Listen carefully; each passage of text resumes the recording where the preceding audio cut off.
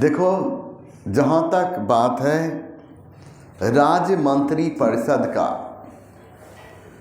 तो भारतीय संविधान के अनुच्छेद 163 में इस बात का उल्लेख किया गया है कि राज्यपाल को उसके कार्यों में सहयोग देने के लिए राज्य मंत्री परिषद होगा।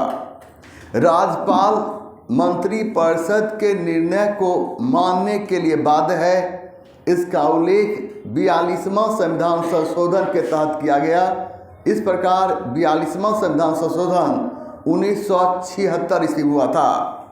राज्यपाल किसी भी प्रस्ताव पर मंत्री परिषद से पुनर्विचार करने का आग्रह कर सकता है।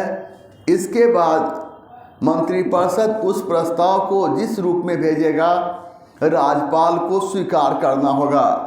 इसका उल्लेख 44वां संविधान संशोधन के द्वारा किया गया। इस प्रकार 44वां संविधान संशोधन 1978 ईस्वी हुआ था।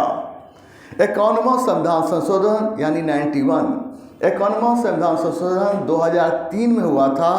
51वां संविधान संशोधन के द्वारा मंत्रिपरिषद के आकार को निश्चित किया गया और इस बात का उल्लेख किया गया राज्य मंत्रिपरिषद में कुल मंत्रियों की संख्या राज्य विधानसभा के कुल सदस्य संख्या का 15% से अधिक नहीं होना चाहिए, तो वहीं न्यूनतम मंत्रियों की संख्या 12 से कम नहीं होना चाहिए।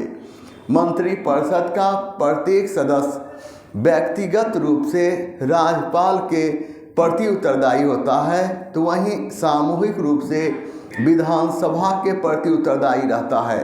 जब तक मंत्रिपरिषद को विधानसभा में बहुमत बना रहता है तब तक मंत्रिपरिषद अपने पद पर बना रहता, लेकिन विधानसभा में मंत्रिपरिषद का बहुमत समाप्त होते ही मंत्रिपरिषद सहित मुख्यमंत्री को सामूहिक रूप से अपना त्यागपत्र राज्यपाल को देना होता है। चूँकि विधानसभा का कार्य 5 साल का माना गया है, इसलिए मंत्रिपरिषद का भी कार्यकाल 5 साल माना गया। आपसे यहाँ प्रश्न पूछा जाएगा। आपसे यहाँ प्रश्न का स्वरूप ऐसे रहेगा कि पूछेगा कि राज्यपाल को उसके कार्यों में सहयोग देने के लिए एक राज्य मंत्रिपरिषद होगा। इसका उल्लेख संविधान के किस अनुच्छेद में है? तो संविधान का अनुच्छेद 163 में। आपसे प्रश्न पूछा जाएगा कि राज्यपाल मंत्रिपरिषद के निर्णय को मानने के लिए बाध्य है। इसका उल्लेख किस संशोधन के द्वारा किया गया है? तो 42वां संविधान संशोधन के तहत। पूछेगा कि 42वां संविधान संशोधन कब हुआ था?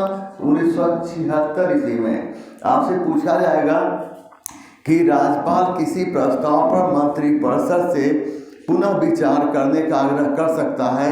उसके बाद राज्य मंत्रिपरिषद उस प्रस्ताव को जिस रूप में भेजेगा राज्यपाल स्वीकार करने के लिए बाध्य है।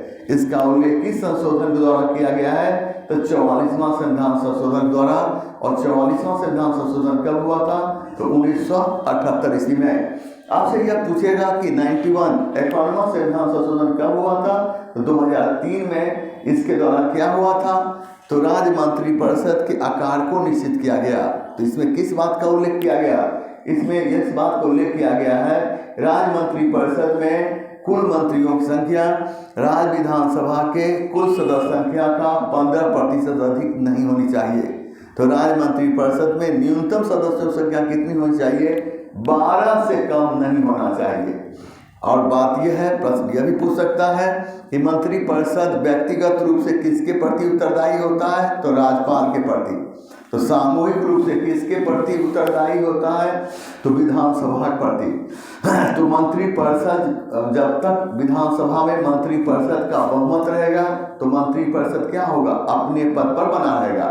मंत्रिपरिषद का बहुमत समाप्त होते ही मंत्रिपरिषद को सामूहिक रूप से अपना त्यागपत्र किसको देना होता है? राज्यपाल को देना होता है। मंत्रिपरिषद का कार्यकाल 5 साल का होता है, इसलिए मंत्रिपरिषद विधानसभा का कार्यकाल 5 साल होता है, इसलिए मंत्रिपरिषद का भी कार्यकाल 5 साल मान लिया गया है।